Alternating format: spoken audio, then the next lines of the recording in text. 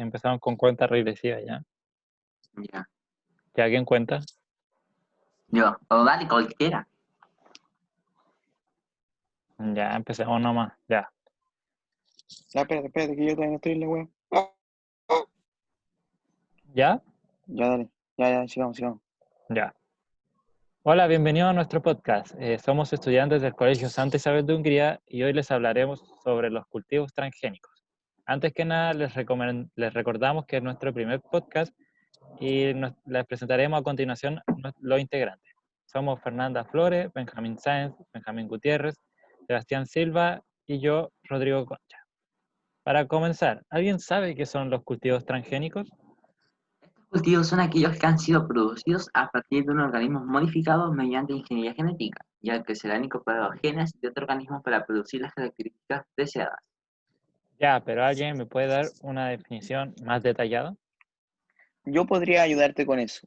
Comencemos con que los cultivos transgénicos u organismos modificados genéticamente son organismos vivos cuya semilla ha modificado mediante ingeniería genética, insertando uno o más genes procedentes de especies distintas, no limitados ni por género, ni familia e incluso reino, para tener más resistencia a enfermedades comunes y para que las plantas transgénicas sean capaces de tener producciones mucho más grandes y constantes que si utilizan semillas tradicionales. Por tanto, el objetivo es añadir genes a las semillas que se le ofrecen al agricultor para que dichas semillas tengan más resistencia a enfermedades, plagas, que produzcan mejores rendimientos y tengan una mejor adaptación al exceso de agua o incluso la sequía, como podría ser el caso del trigo. De esta forma se obtienen nuevas variedades. De otras formas sería muy complicado conseguir. Algunos ejemplos más comunes de estos cultivos son la calabaza, el maíz, la alfalfa y el tomate. Ya, pero me dejas con una duda. ¿Qué son los genes? Te escuché decir ingeniería genética. ¿Qué es? Ya, y acaban de nombrar la biotecnología. Explícame al respecto de eso, porfa. ¿Y qué es la transferencia horizontal de genes? Es el proceso de modificar los sistemas biológicos con nuevos genes. Normalmente la forma de seleccionarlo era mediante inserción de genes de resistencia a antibióticos. Esto hacía que los sistemas biológicos transgénicos llegaran a la naturaleza con genes de resistencia que podían pasar a otros de su misma especie, por lo que se producía una transferencia horizontal de genes. Pero me gustaría añadir un ejemplo. Esta transferencia horizontal en bacterias del microbiota del suelo o del microbiota intestinal de mamíferos podrían conferir una nueva resistencia a antibióticos y afectar negativamente. Ojo ahí. ¿Y la transferencia vertical? Entendemos por transferencia vertical aquella genética que se da a lo largo de las generaciones, es decir, de padres a hijos. En contraste con la transferencia horizontal, cuyos efectos eran poco problemáticos, la transferencia vertical de genes entre los organismos modificados genéticamente y los naturales o salvajes ha demostrado ser un potencial riesgo. Pero otro ejemplo. Se dio con unos peces transgénicos liberados en poblaciones silvestres de la misma especie, donde se demostró que al cruzarse la especie salvaje con la modificada, se provoca una reducción en la viable de su descendiente, comprometido a su supervivencia. Ojo que podría afectar algún tipo de red trófica en ese caso. ¿Y cómo se logra introducir ADN de otra especie en otro organismo?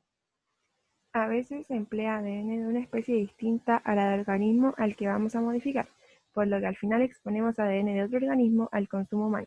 Esta incorporación es común a la hora de preparar alimentos, pero a la hora de consumirlo, la cadena de ADN queda tan degradada que cuando ingerimos el alimento es casi imposible encontrar ADN codificante en el alimento.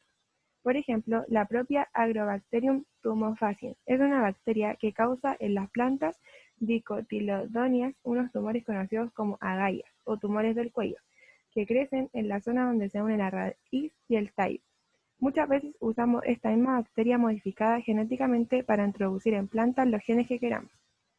Bien, sabemos que estos tipos de cultivos generan distintas perspectivas, pero ¿qué argumentos se usan para estar a favor o en contra de ellos? Bueno, los argumentos que podemos utilizar a favor sería que los cultivos están protegidos frente a virus, insectos y malas hierbas. También, gracias a plantas tolerantes a los herbicidas y a los pesticidas, estos se utilizan menos, lo que es bueno para el medio ambiente y para la economía porque reducen costes. Los frutos son más resistentes, duraderos e incluso más nutritivos. Los hay preparados para desarrollarse en zonas estériles o de sequía donde hasta ahora era prácticamente imposible plantar. También se consiguen frutos de mayor tamaño y en consecuencia más rentables. Se le pueden añadir proteínas que ayudan a combatir enfermedades y malnutrición, y también se podría decir que plantas y animales crecen más deprisa. Como consecuencia de la tolerancia y resistencia, teóricamente los rendimientos de los cultivos aumentarán y con el tiempo se contribuirá a un mejor abastecimiento de una población que se irá multiplicando. Para tener argumento en contra se usan los siguientes.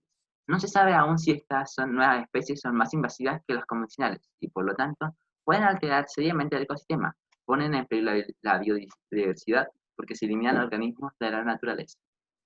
Pero el tema de en contra no cierra solo ahí, sino que se pueden encontrarse otros factores en contra. Por ejemplo, el cruce de genes se puede provocar la resistencia de bacterias a antibióticos. Hongos y virus pueden mutar hacia especies desconocidas para autoprotegerse. Hay sospechas de que pueden afectar la fertilidad. Según Griffiths, un estudio de laboratorio con ratas detectó que éstas se reproducían menos si eran alimentadas con transgénicos. Como lo decía en la anterioridad, esto puede afectar mucho la red trófica y generar un desequilibrio en la biodiversidad. Desde el punto de vista ético, los pequeños agricultores se ven perjudicados porque las patentes de semillas modificadas están en manos de pocas multinacionales. Ellos controlan los precios y son demasiado caras para que los campos de tamaño medio o tamaño pequeño resulten mediamente rentables, ya que esto no ayuda mucho a la economía con ellos mismos.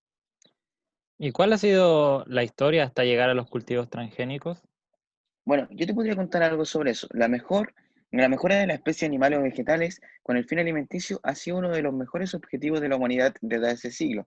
Mucho antes de los descubrimientos de Darwin y Mendel, ya utilizábamos la selección artificial para mejorar determinados rasgos que nos interesaran. Por ejemplo, elegíamos tomates más grandes para volver a plantarlos y desechábamos aquellos que eran más pequeños.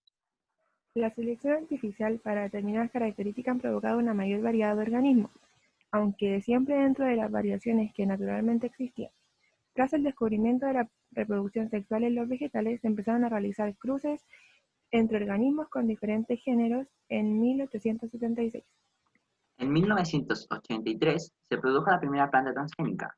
En el 94 se aprobó la comercialización del primer alimento modificado genéticamente, unos tomates desarrollados por Calgen a los que se le introdujo un gen que alteraba la poligalacturonasa. Esta enzima se caracteriza por la maduración de estos frutos, ya que causa la ruptura de la lámina media de las paredes celulares, provocando ablandamiento de los tejidos y cambios en las texturas del fruto.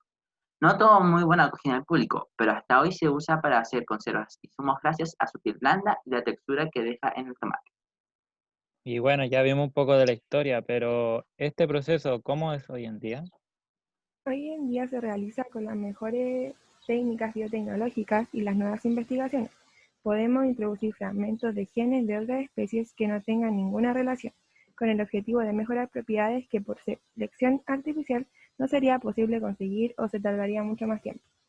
Las plantas cultivadas son uno de los ejemplos más recurrentes de organismos genéticamente modificados. Gracias a la ingeniería genética, en la agricultura conseguimos aumentar los rendimientos de los cultivos, reducir los costes de producción, disminuir la cantidad de pesticidas, alterar la composición de los nutrientes y la calidad de los alimentos con el fin de aportar más beneficios.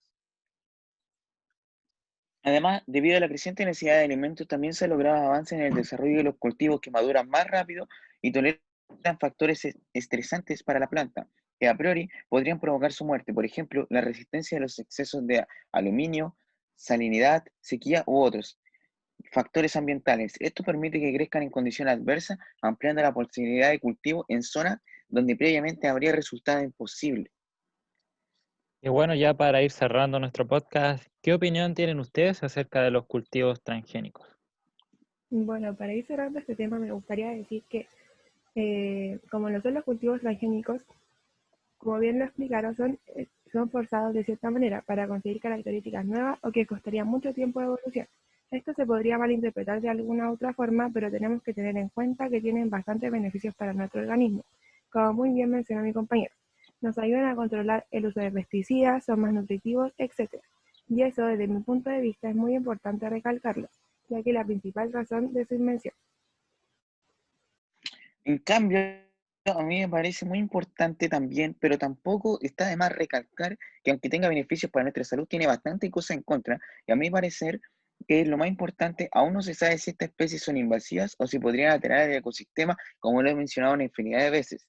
También se usan químicos, generan problemas ambientales y de salud. Esto es un punto en contra hacia estos cultivos, ya que es algo que provoca una gran preocupación. Y bueno, eso fue todo en nuestro podcast académico. Espero les haya gustado y nos encontraremos en la próxima. Adiós.